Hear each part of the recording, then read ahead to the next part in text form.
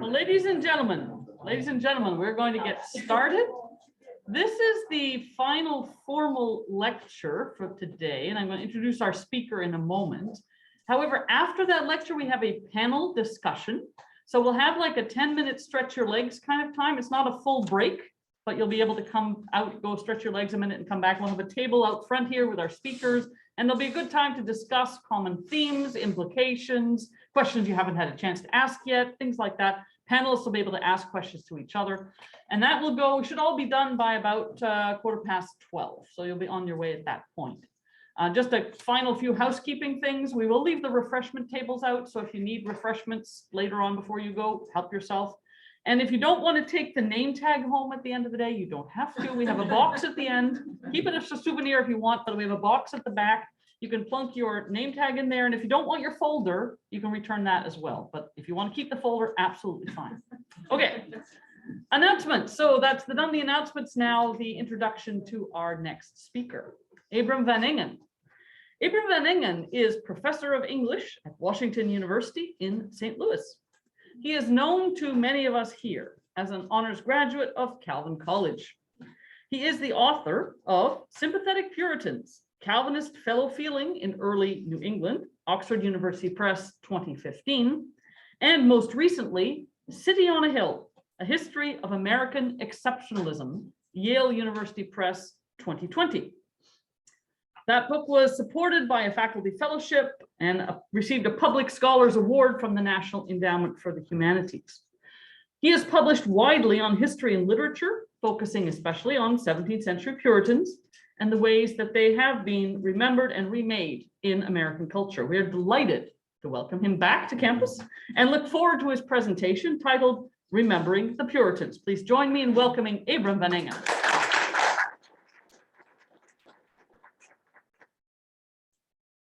Well, thank you. It's lovely to be back. I was talking with a friend on the way up here, and what a nice thing it is to be able to be invited back to your own college to give a talk, and it's just a delight to be here. I've been walking around campus and seeing my old dorm room and everything. It's and in fact got to eat in Knollcrest again. So so it's great. It's lovely to be here. So my talk, and thank you all for being here. It's Saturday and it's the last talk, and that's always a difficult spot. But I appreciate your willingness to be here. And my talk will hopefully draw on some of the themes that we've heard already in the various papers, but think in particular about what have we done with the Puritans in America, in an American context in particular. How have we remembered them? How have we built them into sort of cultural knowledge, cultural memory? And what are the various traditions of remembering them, both the ones that praise them and the ones that hate them, and where have those come from? And in particular, what I'm going to do, you'll see at the end, is focus on one scholar in particular who had a dramatic impact on the scholarship of the Puritans in the 20th century, Perry Miller, and think about what this atheist at Harvard drew him to the Puritans, why he loved them so much, and focused his whole career on them. So that's where we're headed. So to get there, this large question needs to be asked. And so I'm going to kind of take a wide funnel approach, which is one of the main functions the Pilgrims and the Puritans have served in American culture is as a founding story of American exceptionalism. And so the question is, what is American exceptionalism? Why have the Pilgrims and the Puritans served in this role? And how did we get there? And what are the various competing traditions with that? And so the reason we need to talk about that is because this is the main way the Pilgrims and Puritans have been used in American culture. So what it is, just very quickly here. So these are thinking about what American exceptionalism is. First, this idea of a sort of passive model that the United States is a light for all other nations, that we've established a model that all others would like to emulate. And so this is a kind of passive sense of model nation. A second sense of American exceptionalism is that we have a mission to deliver whatever benefits it is that we might identify as our benefits to the others around the globe.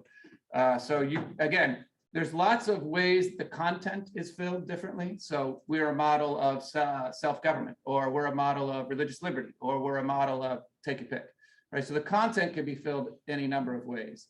But the action of American exceptionalism has these dramatic forms. And so the second one is an idea of the United States as a redeemer nation.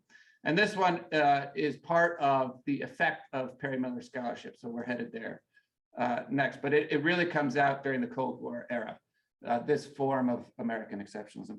And finally, it's important to note that a lot of this has as an undertone or overtone or explicit or implicit, a sense of being chosen, called out, set aside by God to serve these roles. And so it often has this sense of being a chosen nation. So these three forms of American exceptionalism are important to keep in mind. And what's really important to keep in mind about it is first, this point that whenever we use American exceptionalism, we're making a comparative assessment. We're saying the United States over and against all the other nations of the world, whether or not we've studied all the other nations of the world, we sort of say, well, but we're not like all of them, right? So it's a comparative assessment. But more importantly, for my purposes and the purposes of the scholarship that I do, it's a historical claim. It's a claim that the United States is distinctive or is different or has this role to play because of the history that it was given and where that history begins. And so here the Puritans become especially important because they serve the historical story behind American exceptionalism.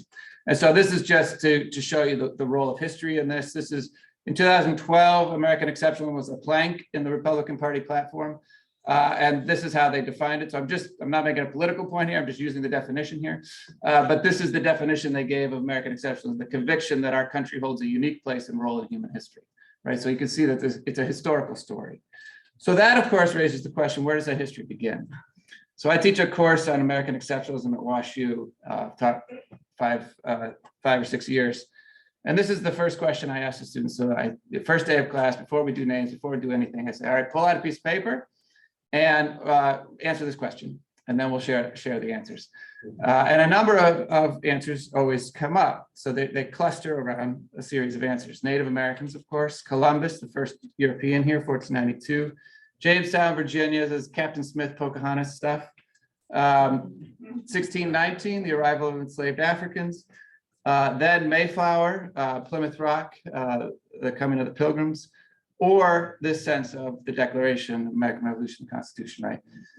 The point I make with the students is that how you start the story has a dramatic impact on how you define what you mean by America. And so origins don't so much tell us about the origin of America, but they do tell us what you think you mean by America. And so if you think that America, that word means the United States of America, a distinct country, then the origin is going to be sometime around the Declaration of Independence. If you think that America is a landmass, then America begins, I also get the answer that America begins with the separation, the geological separation, right? If you think it's a landmass. If you think it is all the people in the Americas from Alaska to Argentina, then it's the Bering Strait story, right? That starts America. So it's matter of really definitional. The other thing that's interesting about this is you get different answers to this question if you rephrase it and say, what is the origin of America? If you ask what is the origin of America, you'll get some of these answers, but you'll also get the answers like this: the pursuit of religious liberty, or getting rid of Britain's tyranny, or no taxation without representation. In other words, you get a set of ideas that define what it means to be American, and these are the origin of America. And that has its own important role to play. All right, so the question becomes, why are the Pilgrims and the Puritans on this list at all? So it's a little odd to think about because they're not the first people here, that's the Native Americans. They're not the first Europeans here, that's Columbus and the Spanish. They're not the first English people here, there's a whole bunch of English people who come here. They're not the first English permanent settlement here, that's Jamestown. So why are they the first? Why do they get pulled into this story and told as the origin of America? And by the way, this is, again, not partisan. So if you look at the course I teach runs through the speeches of modern presidents, and left and right, both sides, presidents are talking about our earliest settlers, and they're referring to the Pilgrims, who were not the earliest settlers, right? And so this is a repeated origin story. Well, why do we have this origin story? Because it does a couple things for American culture. First of all, with the Pilgrims and the Puritans, we can isolate a sense of a purer purpose. So we can claim that the Pilgrims came for freedom or for God or for self-government. And, again, the content can be filled differently, but we like these things. We want to stand for these are good things to stand for. And so we want to find an origin that defines us in a way that we want to be defined. So the alternatives force us to deal with things we don't necessarily want to define as American, right? So on the one hand, we don't want to be the Spanish, and this goes all the way back to the English saying we're not the Spanish, right? So even the words conquistador and settler, there's been a lot of works on those two words because of the work that those two words do. Conquistador, we have in mind this sort of bloody, greedy Spanish conquest narrative. Settler is peaceful families coming to just dwell here and build farms, right? And so the English would claim, specifically, rhetorically, and choose to claim that we are not conquistadors, we are settlers, right? And so they would set themselves up against the Spanish in order to further this sense of themselves. But also, of course, if we start the story in Virginia, it's impossible not to talk about slavery. But if we start the story a little bit later in New England, we can at least downplay the story of slavery. Or we could say that slavery, yes, of course it existed, but it's an unfortunate byproduct of this other thing that's not really American. And anyway, we got rid of it because of our American principles, right? And so we can sort of not have to talk about slavery and make it a sort of central part of the American story. And of course, part of the work of doing that is also then ignoring or erasing the fact of what came up yesterday, that the Puritans and the Pilgrims themselves had native slaves and participated in the slave trade themselves. And so that part of the story doesn't get told so much. And there's more to say about that, but I'll just move on for now. So thinking about, okay, how do these Pilgrims and these Puritans enter the national narrative? And here we are having to think about national narratives. So you need a nation before you have a national narrative, right? So in the years following the American Revolution, you've got this big problem. You've got 13 colonies who have nothing to do with each other, really, except that they just fought a war together. And they're supposedly a new nation together, except that what Georgia has to do with Massachusetts or Virginia has to do with Massachusetts is very limited. And it was always very limited before the war. In fact, they have different currencies, they have different cultures, they speak differently. When Ben Franklin goes from Boston to Philadelphia, people in Philadelphia want to see his currency because they want to know what it looks like. And they want to know about the culture and the manners of that distant foreign place, Boston. Even into the 1820s, Thomas Jefferson, who was president of the United States of America, when he uses the term my country, he's talking about Virginia.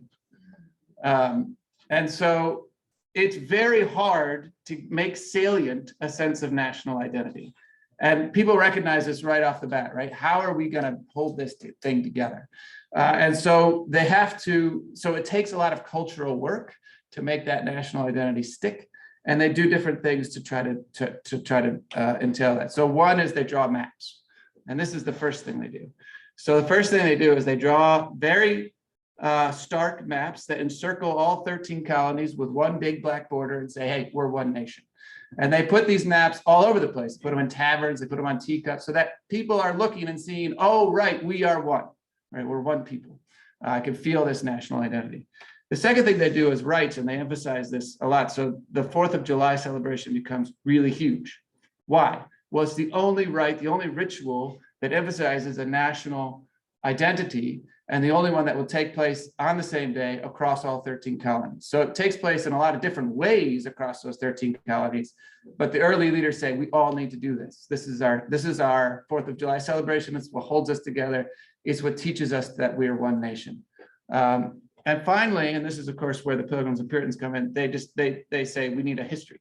We need a story that everybody can get behind, that binds us together, that makes us one. And this relates to Peggy Bendroth's paper, where the Unitarians and Trinitarians, they disagree on everything, but when they're trying to merge and to think of themselves as one, they think, hey, let's go to history and tell a story that we can all identify with and have a shared ancestry. And this really takes off in the 1820s. So again, you're almost 50 years into this nation, but by the time suddenly people are saying, we need history. And what is the history going to look like? And of course, if your nation is only 50 years old, those stories are going to be quite short. So as the historians are beginning to tell the history of the nation, they're starting before the nation, right? So they're trying to find the roots of the nation before the nation existed. So they're already, in a certain sense, teleological, they're already driven by the end. They're finding the end and then trying to say, well, where did this nation begin? And so they've got to find colonial roots for the nation that they're in.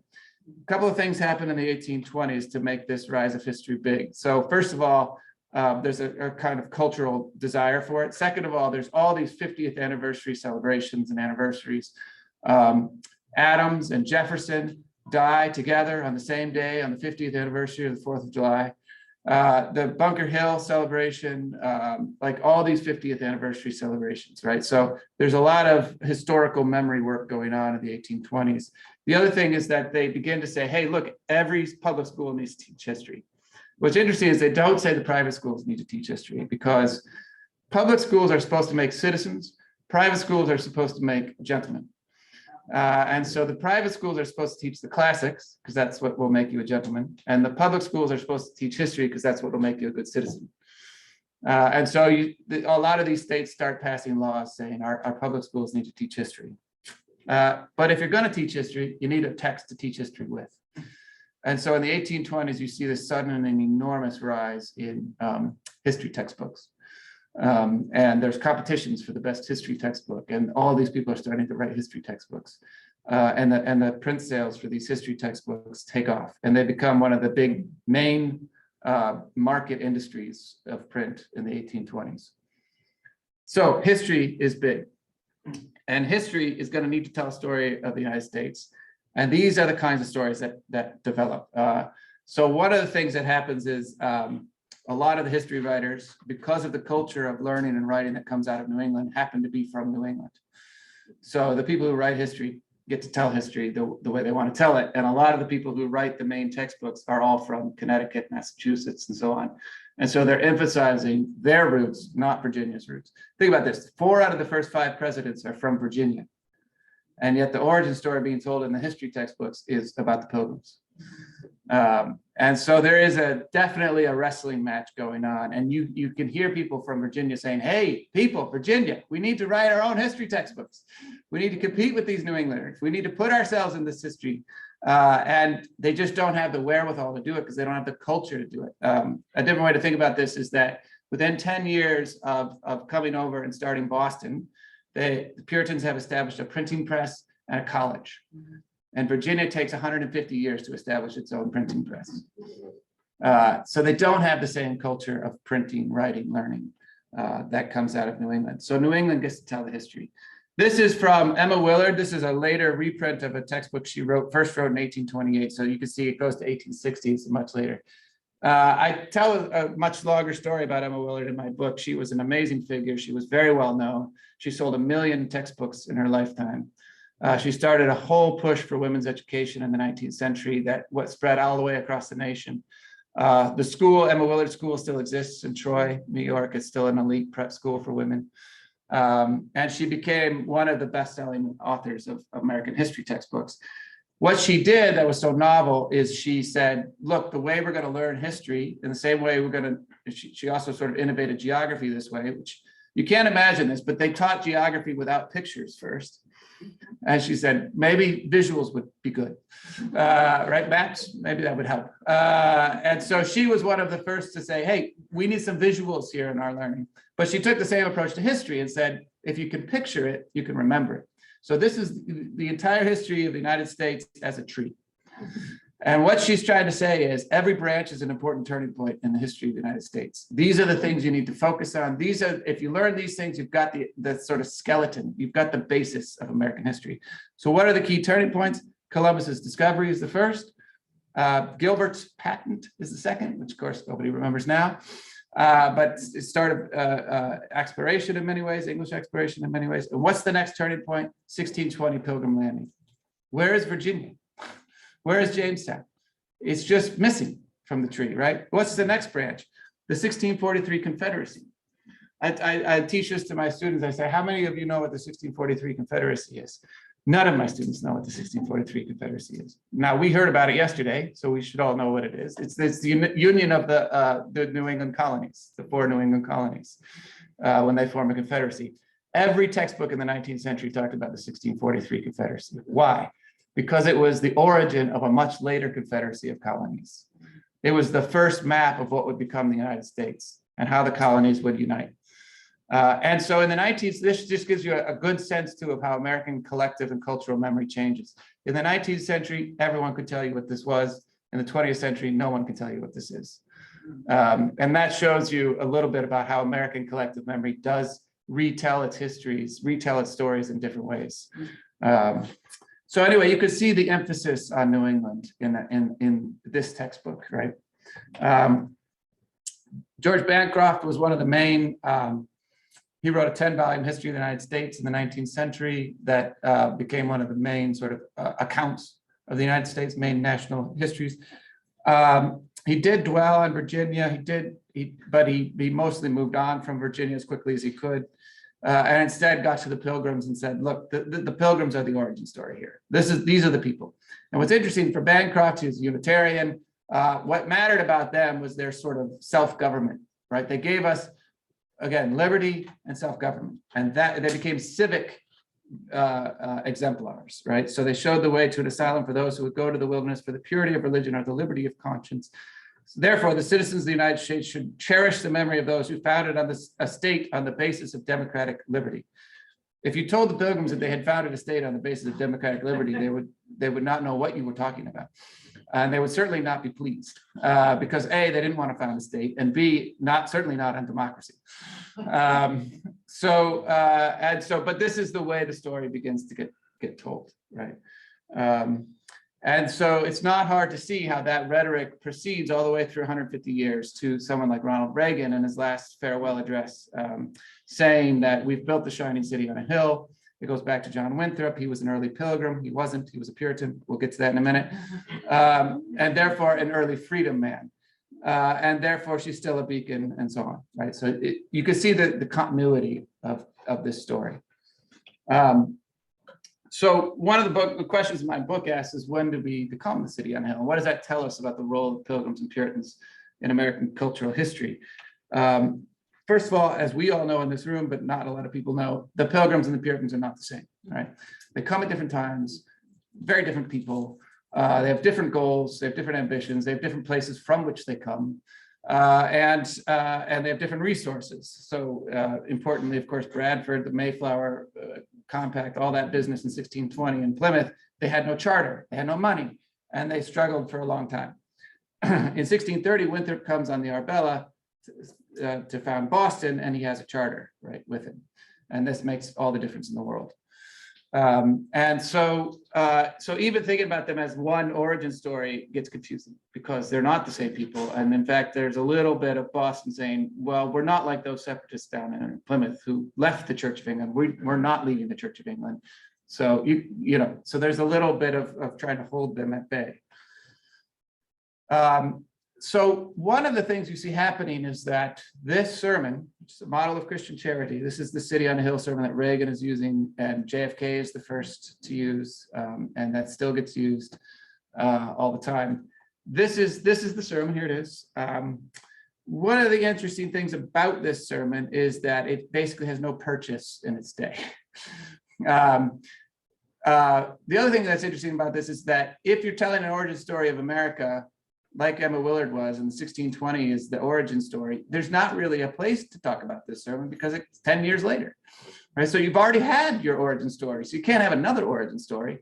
So a lot of work has to be done to turn the City on a Hill sermon into an origin story because everybody in the 19th century understood that's a different origin. That's Boston. We're talking already about the Mayflower Compact. And so you actually see a competition happening between whether the Mayflower Compact is the origin text we want to use or the City on a Hill sermon. That happens in the 20th century. But before that, it's just the Mayflower Compact. And this sermon has no attention at all paid to it. Part of the reason this sermon has no attention paid to it is it's a mysterious text. This is the only manuscript copy of it. It's in the New York Historical Library. This is not Winthrop's handwriting. In fact, this is the handwriting. We don't know when this was added, but this is the cover page. And you can see that it's a weird and messy cover page that adds things like, came over in his passage with the great company of religious people, of which Christian tribes, he was the brave leader and famous governor, right? Things that would never have been said in his presence, right? So clearly added later. And then, oh, I don't have the picture on. If you turn the page to the first page of the actual manuscript, it's a different handwriting yet, also not Winthrop's handwriting. And it's the only manuscript we have. So the attribution to Winthrop is usually made, and I think there is good reason for that. But in fact, at best, it's a copy. And it's the only copy. And it's a copy nobody knew existed. So it was never printed, published, quoted, noted in its own day. It was unknown for over 200 years. It was in this New York Historical Society. It was found there in 1838. It was first published in 1838, and then it was ignored again. And so the City on a Hill sermon, that's supposedly sort of the great foundation text of American culture, was in its own day no foundation text at all. And in fact, there's all biographies of Winthrop written in the 1600s. Winthrop is keeping a journal himself in the 1600s. None of that mentions this sermon at all. So the whole City on a Hill thing is just not part, this text is not part of their culture. But to give you a sense of how things shift, on the left there, you have the Norton Anthology of American Literature is one of the sort of standard texts, teaching texts, right? And it starts with the Puritans, or did start, it doesn't anymore. It did start with the Puritans in the 60s. And you'll see on the left, Winthrop's City on a Hill sermon is not in the Norton Anthology of American Literature. They know about it by this point, but they just still haven't included it. By 1979, it's out of chronological place and put first. So by 1979, it's presented as the foundation text of American literature. And in fact, even the sort of prefaces and introductions say, this really establishes American literary traditions. But it wasn't even in the anthology 18 years before. And so you can see the rise of this sermon, this text, and this story happening right at this time. And one of the things that's happening right at this time is that Reagan is placing this sermon at the start of American culture in 1976 and 1974, before he's president. And so that's part of the reason for its popularity. So here you can, another thing that you can see happening is, this is the rise of linking that phrase to Winthrop. So this is, I won't go into the details, but this is using scanning over 2,500 source texts that find City on a Hill in American culture and trying to figure out what they're talking about with the phrase. This is more interesting to me. This is how often America or the United States is referred to as a city on a hill in all of these texts. And the city on a hill is happening as a phrase a lot in the 1900s or 1800s because it's from the Bible. Of course, it's happening a lot. It's from the Sermon on the Mount, Matthew 5:14. Jesus says, "You shall be as a city upon a hill," right? So it's happening a lot. The thing is, in the 1800s, what they mean by that phrase is the church. The church is the city on a hill. Christians are the city on a hill. Disciples are clergymen. All that stuff, right?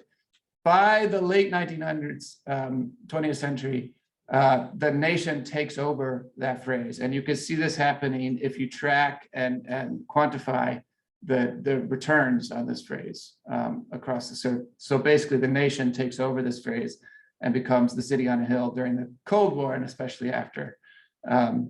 And so now when you hear city on a hill, if you were to just Google that, the more likely thing to come up would be the nation and not the church. And so you can see this sort of takeover of that language happening. So I want to talk briefly in the end here about the role of Perry Miller and how we remember these things. This is a bit about where the book goes with this, but this is the man. He was born in Austin on the west side of Chicago in 1905, died in 1963. And basically he was consumed by this desire to explain what America means. He wanted to write the big history, the big explanation of what America means to itself. And so what we as a nation mean in the Chronicle of Civilization. And there's all kinds of contextual ways to understand why he was doing that when he was doing that. So in the lead up to World War II, and especially in the aftermath of World War II, there is the establishment of American studies as a discipline. funded by the government in part because of its desire to say what we as an American nation are distinct in. What makes us distinctive over and against everyone else. The other thing to understand here is he was a literature professor, though he wrote most of history, kind of like me, I guess. The thing about American literature at the time, in the early 1900s, you still didn't study it. You had no professors of it. If you were hired to teach Shakespeare or the great British writers. British literature was literature. American literature was just crude, popular, weird, bad literature, bad knockoff literature. And so you would not teach it in a college or a university. Perry Miller was the first to say, actually, we have pretty good literature. And actually, what's interesting about our literature is that it's not British literature. And so he was one of the first university professors to invent an American survey of American literature at Harvard in the 1930s. He did this with a colleague of his named F.O. Matheson, who wrote the great book called The American Renaissance, who established the canon of Hawthorne and Melville and Whitman and so forth. And so they're basically inventing and propagating the study of American literature as such. And as such, they're saying, this literature tells us who we are as a people that's distinct, that's different than who other people are. And that's part of their big push through these decades. But for Perry Miller, the real answer to that question of what makes America America and not anything else is the Pilgrims and the Puritans, and not even so much the Pilgrims.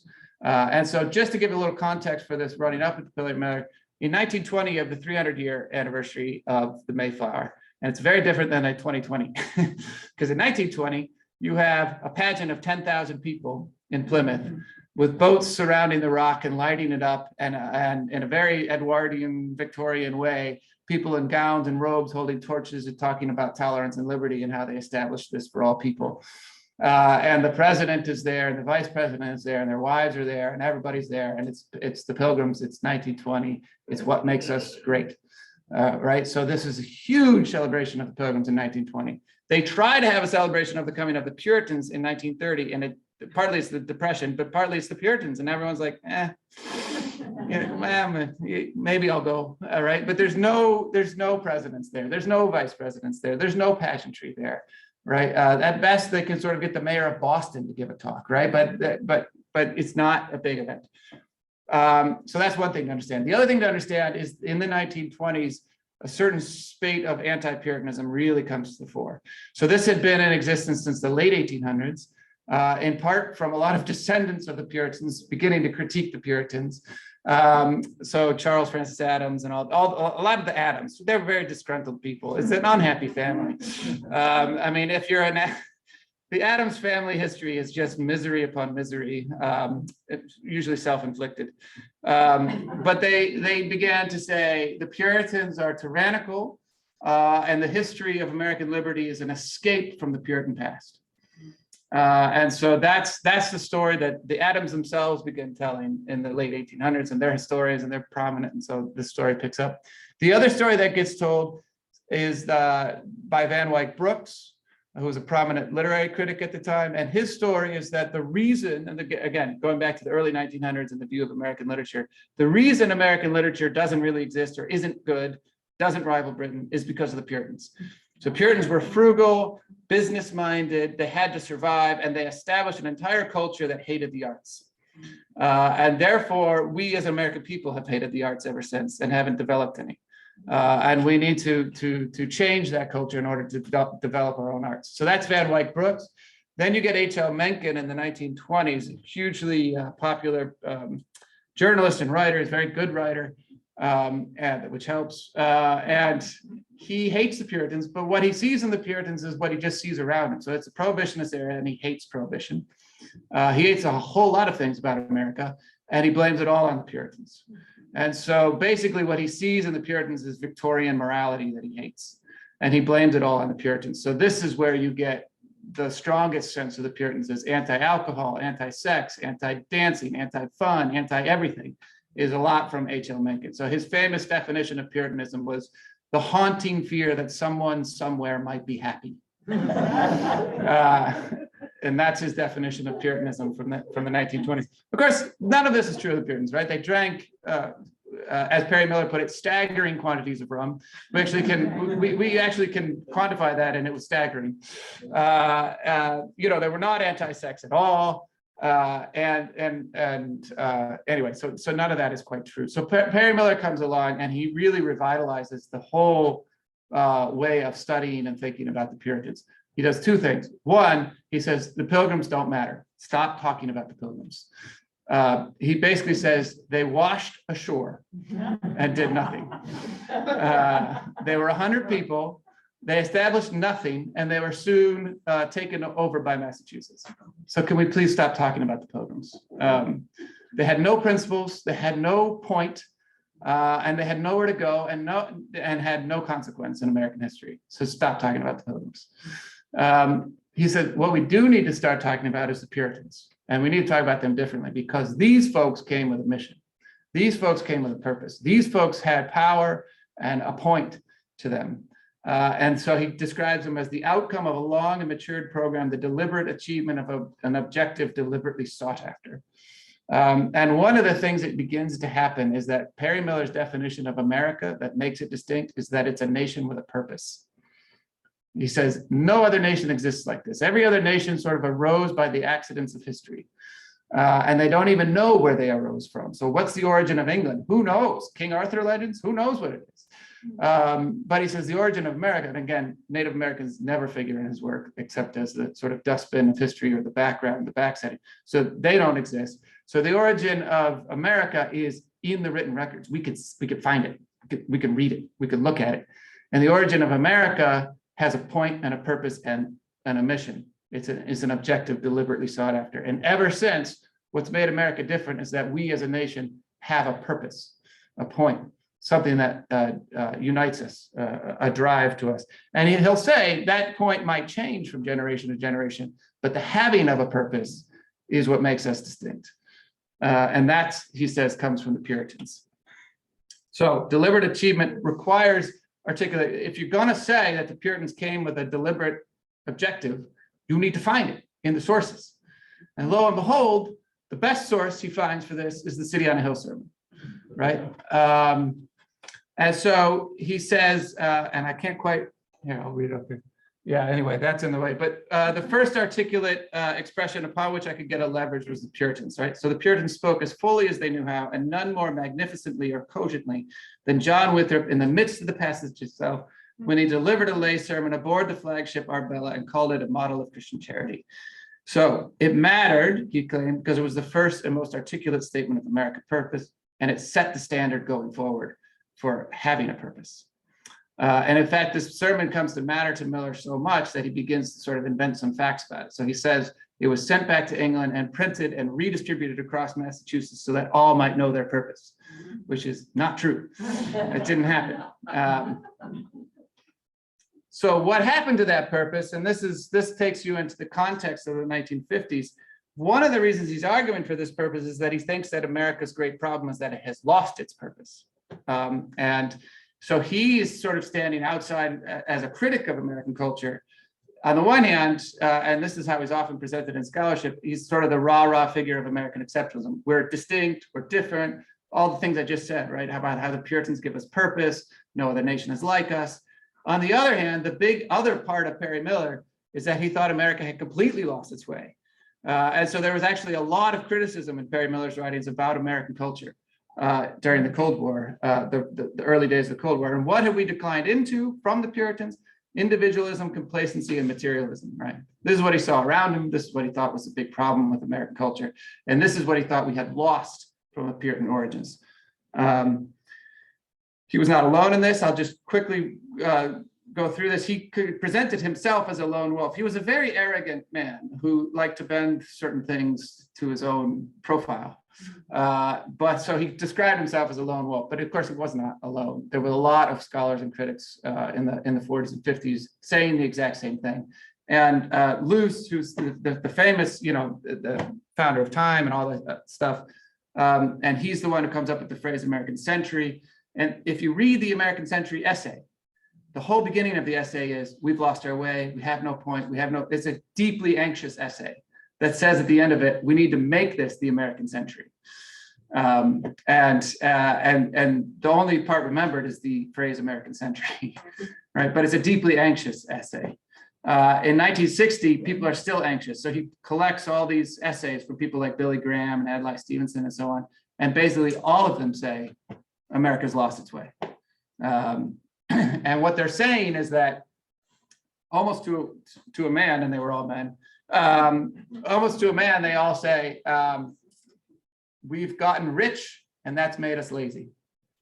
And not only that, but the richness of our nation has made us individualistic. So all we care about, basically, this is what Adlai Stevenson says, all we care, when we picture the good life, all we care about is the backyard barbecue. And not, in fact, a grand national purpose, point, or service in the world. And so this is Perry Miller. History is littered with the corpses of civilizations that reached the limit of expansion, dug in behind walls and moats, and there yield to decay. The materialistic culture of America would be its demise. The American way of life was rushing at a steadily accelerating pace toward a massive megalopolis, which finally of sheer dead weight shall grind to an agonizing stop and then crumble into ruin by the force of inertia. One of the reasons Perry Miller is well known is because he could write. And I love to teach Perry Miller still, and Perry Miller's essays, even the places where I quite strongly disagree with him, because he's such a good writer and is a good model for students to think about writing. So why the Puritans, why Winthrop? What he wants to say is what they started, we have lost. And what they started was a community-minded culture invested in the life of the mind and devoted to intellectual leaders to take them forward. So he thought of, this is one of the ways he sort of secularized the Puritans and made them relevant to himself and to his generation. He thought of the ministers of the Puritans as basically like modern day professors at Harvard, like himself. And he thought, these are the people who should be in charge, because he thought of the ministers as basically the intellectual leaders of the day. So forget the piety stuff, but the intellectual stuff is what matters, right, for Perry Miller. So we went from intellect to wealth. And just to give, I just can't help myself. I know we're running out of time, but this incredible talk he gave at a graduate ceremony at Brown University, I find so amazing. So he basically says, what's wrong with America is that it basically, look at yourselves, that's what's wrong with America. Not what you're doing, graduate students, but the fact that all of society thinks of you, graduate students, as failures because of what you're doing. So he says, as long as you retain a vital connection with a laboratory, a library, a classroom, as long as you are investigating, endeavoring to discover something new, something hitherto unknown, you have taken, in relation to the dominant pattern of this society, the vow not only of poverty, but of failure. He added, it is correct to insist that anybody within the American economy who deliberately decides to spend time in graduate school, rather than in an office, factory, or in a professional training, stands convicted by the nature of this act of being un-American. That is the problem with America. And so he taught in Europe for a time. He did stints in Europe, and he said, he wrote back, I mean, one of his comments was, it was the 100th anniversary of, I think, the death of Poe. If I have that right. It was the 100th anniversary of something of Edgar Allan Poe. And he said, oh, there are all these celebrations for Edgar Allan Poe in Europe happening and none in America. And he says in Europe, he hated Europeans for being snobbish, but he said, at least they understand that great literature is what makes a civilization great. That literature is part of the civilization. And he said, at least in Europe, I don't have to defend what I do. He said, in America, I would get so much more done in what I do as a literature professor if I didn't have to spend so much time defending what I do. So basically, to sum it up, he said, of Winthrop's sermon and of the Puritans in general, they were against the American dream. It was not about individually rising by your own effort. It was about communal solidarity, driven by a communal purpose and led by intellectuals. And what he says happens is because that ethos was so strong, they became very wealthy, and becoming very wealthy undermined the ethos. And so Perry Miller he's got a very strong ironic sense of history. And so Henry May, I think, has the best line about this. His works on Puritanism all illustrate the slogan that nothing fails like success. And so because the Puritans were so successful, they failed. And what he was arguing was that America was in exactly that state in the 1950s. Because they were so successful, they were headed towards their own demise. So he found that sort of model going on there. And the ironic thing about him is that this is his vision of the Puritans and of Winthrop. He's the guy who makes the City on a Hill sermon big. He's the guy, so Kennedy is the first to use it in 1961. Reagan's the one who makes it big, turns it into the shining city on a hill. For Miller, it's anti-American dream, anti-materialism, communal solidarity and vision and purpose led by intellectual leaders. For Reagan, it's all the things that would have made him quake. But he's the one who made the sermon. Miller's the one who brought the sermon out, and he succeeded, and in his success basically failed at his message. And so again, one of the things to emphasize here is that part of the reason we have this Pilgrim and Puritan origin story, part of the role they play, is to not talk about other things we don't want to talk about. So Perry Miller has one paragraph on Virginia, and this is basically his take on Virginia. It lacked the coherence with which I could coherently begin. And therefore, it's not worth talking about. The other problem with Miller is he sort of could see that his influence was waning by the end of his life, and it was the era of the rise of civil rights. And one of the things you see happening is he spent his whole life trying to explain what the meaning of America was, and never once in all of his works did he talk about race. And what's interesting is he grew up in Austin. He was born in Austin, which was in 1905 a wealthy white town. I found his yearbook from high school. And it's 1922, and it's these white children across the page in Austin. And in the course of his own lifetime, it began to transition to what it is today now, which is a very poverty-stricken, predominantly Black neighborhood. And nothing in his works could explain that transition of his own neighborhood. And so in the end, he's got a very tragic end. There are lots of personal things go on. He was always a heavy drinker. He gets kicked out of the house by his wife. He ends up living alone in a Harvard dorm room. And when Kennedy dies, he basically gives up because he invested so much hope in Kennedy setting the United States right. So for 3 weeks, he teaches drunk after Kennedy dies. The dean is about to fire him, maybe. And then he comes in, they have an incredible letter in the archives about his last week of his life. And he comes and he gets his act together for a few days. He gives a final lecture on romanticism in American culture. He gets a standing ovation by his students for how good the lecture is. And then he goes and basically drinks himself to death that weekend. And he's found 24 hours later by the maid because he was living alone. And he was starting this project, I won't go into it, on the life of the mind in America that he never could get to completion. He defined grace for the Puritans as basically an intellectual elevation of the reason that would show how everything fit together and had purpose and meaning. And one of the points I want to make about this, first of all, I don't think that's a very good definition of grace for the Puritans, but it is a definition of what he wanted, which was an elevation of the reason that would show how everything fit together and had a kind of meaning or a purpose to it. He couldn't finally come up with that for America and ended up sort of giving up.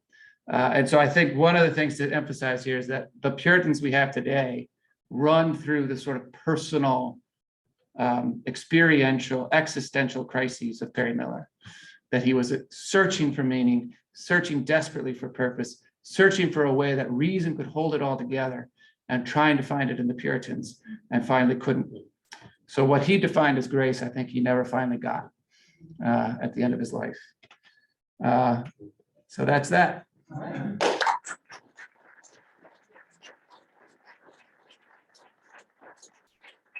Thank you so much, Abram. This is terrific. And I hope everyone's seen how nicely Peggy's lecture at the start and Abram's lecture at the end kind of fit so well together as bookends. And we did plan this deliberately.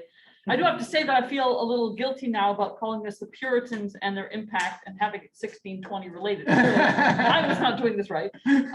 But just for a starter question, you said briefly, the 1920s celebrations was huge, and you said something brief about compared with 2020. Now, of course, it's not really fair because it's in the middle of a pandemic. Sure. But even before pandemic kind of wrecked everything, you probably know a little bit about plans and so on. No big pageants, obviously, but is it also a change of mindset? Yeah, very much a change in mindset. So for example, in 1920, there's almost no recognition of Native American anything. Mm-hmm. And that has been one of the big changes, right? So, so thinking about how do we deal well with the Pilgrim story and the role of Native Americans in that story. If we don't treat them as the backdrop or just part of the wilderness, the empty wilderness against which the Pilgrims arrived, if we treat them as human beings with their own stories and as their land, then suddenly the whole story has to change quite dramatically, and it can't just be celebration. Yeah. And so I was talking with Peggy about this, but the 2020 celebrations that were underway were almost ahistorical at first. They basically were a commercial way, like I don't even know, but tchotchkes with pilgrims on them, but no, let's not talk about the history. And so a bunch of historians got together and said, can we do a separate side event that's actually about the history here? And they basically didn't work with the historians. They wouldn't engage the history. And so the historians have been trying to do events, but without much take. And you see anything differently for 2030? I mean, or is that even less likely? That's even less likely. All right. We will come back in 2030. Which is cool. But all right, questions. Let's go here. Bill. Thank you very much. This is great. I appreciate it, especially your distinction between Pilgrims and Puritans. But I'm thinking that I'm a student of the history of political ideas, so not history per se, but one of the things that in my mind kind of explains how we got to American exceptionalism is that the Pilgrims, whatever place they may hold, at least were acknowledged, recognized as separatists setting up their own civic culture, right? And they had to do this. They barely survived the first winter. And they couldn't go anywhere else. They had to somehow work together to do this. And there's something about that story which is immensely more attractive than if they were settlers, right? If they were commissioned by the king to find money or land or whatever. But what's interesting too is the speech going out, and I want to open with my mask on. Alexander Hamilton, the first Federalist, which, as you know, was written in defense of the proposed Constitution. We just had Constitution Day, which nobody has ever heard of. I've asked a number of people on Constitutional Day, what day is this? What? But Alexander Hamilton says it has frequently, this is the first Federalist, right? First paragraph. It has frequently been remarked that it seems to have been reserved to the people of this country. This is a way of trying to bring us all together, right, into one country. By their conduct and example to decide the important question whether societies of men are really capable of not of establishing good government from reflection and choice, or whether they are forever destined to depend for their political constitutions on accident and force. And that really is an appeal to the Pilgrims in a way, right? However called they may have, whatever call they may have felt by God to practice their understanding of the Christian faith in a new place, they did have to sort of decide together how this was going to work. And when Americans look back on that, at least they used to, as you say, that's a lot more attractive than the idea that it was just greed and. Sure. So I'd just say real quickly, I think you're right, but I think the key word there is attractive. Yeah. So when Americans look back and want to tell the history of the story, they are in a certain sense looking for, or at least they used to be looking for, what is the attractive elements of our story that we can draw out and explain as us.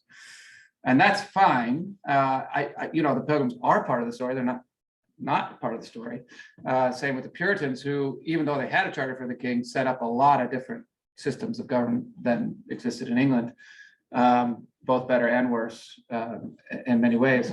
But what that doesn't do that is saying, well, the unattractive elements, what happened? What about that? Right. That are also part of the story, right? And so what I try to teach my students is not to look for a single origin. I mean, the thing about history is that it's often told as a story, right? With a beginning, a middle, and an end. And the problem is what happens when it doesn't have a beginning, or at least when it has so many beginnings, it's impossible to tell the story. And how do you accurately, you have to tell a story, you have a book, you know, can't go on forever. But how do you bring these things together and give them credence together? And so that's kind of where I strike. Well, I do think what you're doing is essential. I'm just saying. Yeah, totally, yeah. A way to account. Well, and Tocqueville too, he, you know, part of this is because Tocqueville goes to New England first and they say, well, where are the origin? And he says, okay, I'll put it in my book. But part of it is Tocqueville says, same kind of thing. He says, look, a tree comes from a seed and the whole tree is present in the seed. Same thing, a nation comes from its birth and the whole nation is present at its birth. If you really think about it. And so he says, what's the birth of the United States? It's the Pilgrims and the Puritans. Right. And so you get that in Tocqueville as well. And then he travels all over the country and sees all these varieties of cultures that have nothing to do with the Puritans. And he's He still, does generalize about American society. yeah. Other questions? All right, hands everywhere. So let's start at the back. Lee, go ahead. Thanks for the talk, Peter. I don't think of Ronald Reagan as a scholar. Yeah. Many things and have many accomplishments. It's hard for me to imagine him rummaging through the archives of the English history. Yeah, no. So I'm wondering, is there a story to be told about how this was brought to his attention, maybe through a speechwriter, that was connected to some parts of academia, so there's a kind of pre-story or pre-history he told there. Yeah. And it, you know, I mean, on the side, it's, you like that phrase, it's on the hill, but the rest of the sermon was about the society of mutual aid and obligation. Totally, yeah. Yeah, a lot of that sermon has to be ignored in order to focus on these particular lines. Yeah, no, I some research has been done into the speechwriters for Kennedy, for example, first, and then for Reagan to try to figure out where are they pulling this from, why are they pulling this? But you know, the real question is for Kennedy because he's the first. But once Kennedy uses it, it's sort of in the public mainstream to be used. And every other president before Reagan also uses it at least once, but not prominently. But it is there. But then so it's circulating. The other thing here is there's another Harvard scholar right after Perry Miller named Sackville Berkovich, who takes this sermon and creates the entire story of America on this basis and makes it even grander. I mean, I won't go into it, but he writes the American Jeremiah in the 70s at the same time as Reagan is rising.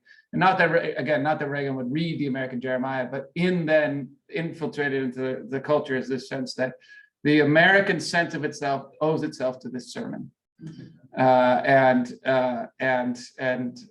sure Reagan's speechwriters would have known that. And what's interesting too is you can see Reagan shortening the quote so that by the end is the shining city on a hill. So he adds shining, but the full paragraph there right after city on a hill is Winthrop's warning that we're going to be a failure. So he says, because we're a city on a hill, we cannot fail because then we'll be a byword to the nations. And in the early days of Reagan's speeches, he has that, and then later that falls out too. All right, we've got other questions, so let's go here in front. Go ahead. Back to that image of the tree. So Virginia was missing from that historical survey. I noticed another thing missing was the Great Awakening. And I think it's more common today, isn't it, to see the Great Awakening as one of the events that brought a sense of cohesion between all of the colonies and maybe had a part in creating a United States. Do you know when the Great Awakening got inserted into that American story? Yeah, no, I don't. But yeah, that's not what she would be thinking about. I mean, she in many ways would have lived near the burned over district in New York and stuff, but I think she would have had a more keep that at arm's length kind of attitude to the Second Great Awakenings, which might be one reason why she does not feature it in the turning points of her or thing. I also don't know if by 1860 it's got a name like someone else might, like the Second Great Awakening and this cohesive thing that happened. It might have still felt more like random religious events happening all over the place. I'm thinking more specifically of the First Great Awakening. Yeah. I don't see that. Helen? Why is there nothing for the second 1643? There's a branch there. Yeah, it says 1643, but it doesn't have any words on it. It doesn't have anything. That is super interesting, which I hadn't noticed before, but I think that it means that it leads from, I think she's trying to suggest that the Confederacy is related to the new charter. That'd be my guess, but yeah, no, it's weird. Go ahead, Phil. About the city on the hill. Yeah, And I'm not debating the issue of the origin of Yeah, yeah. America versus the city. My question is more related to the city on the hill. Does it really just limit itself to the church as an ecclesiastical body? Or does it refer to the church as the kingdom of God?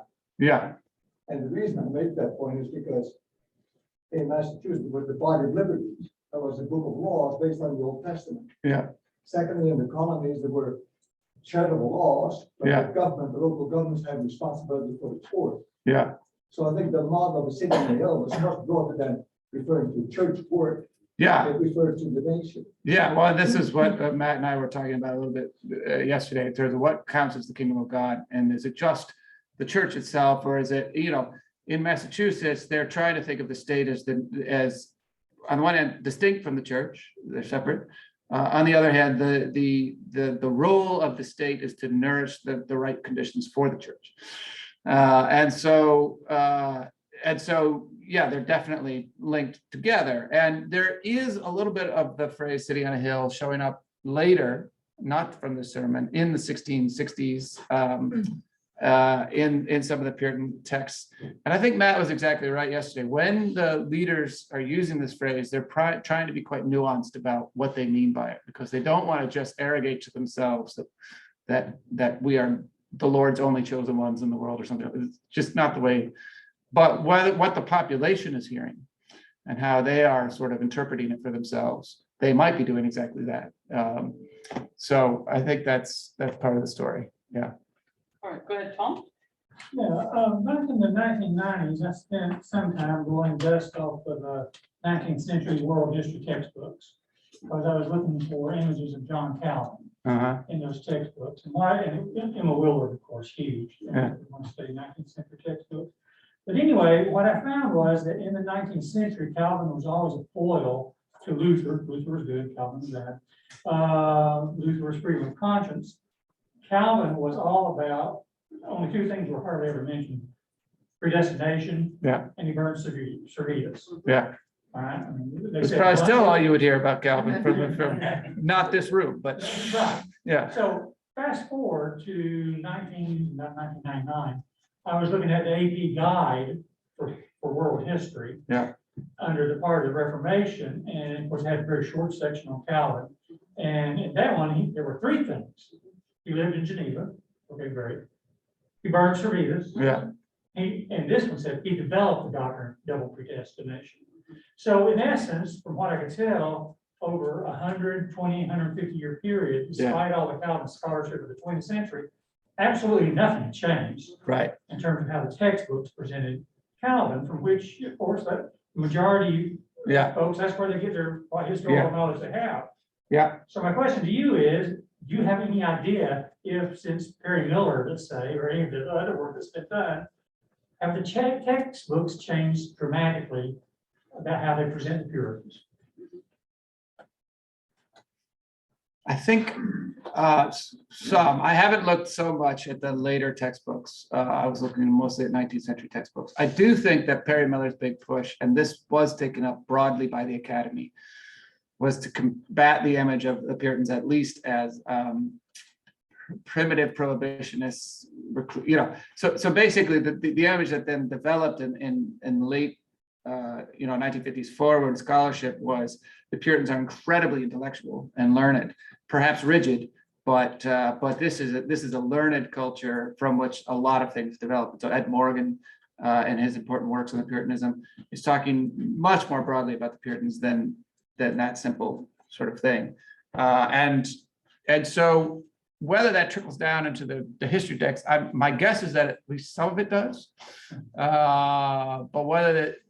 But there are much broader forces at work as well, and how they get remembered.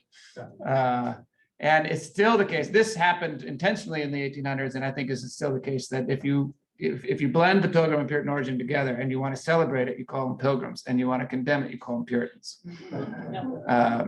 And that's just an interesting sort of American cultural divide there. Matt, go ahead. You mentioned the Jeremiah ad, and I wonder if you could just say more about the way the idea of covenants, especially that how we behave as a nation will bring judgment or blessing, how that fits into the thread of the City on the Hill speech that you drew for us. Yeah, so Winthrop is certainly invoking a covenant in that sermon. And one of the things he says is basically what's going to ratify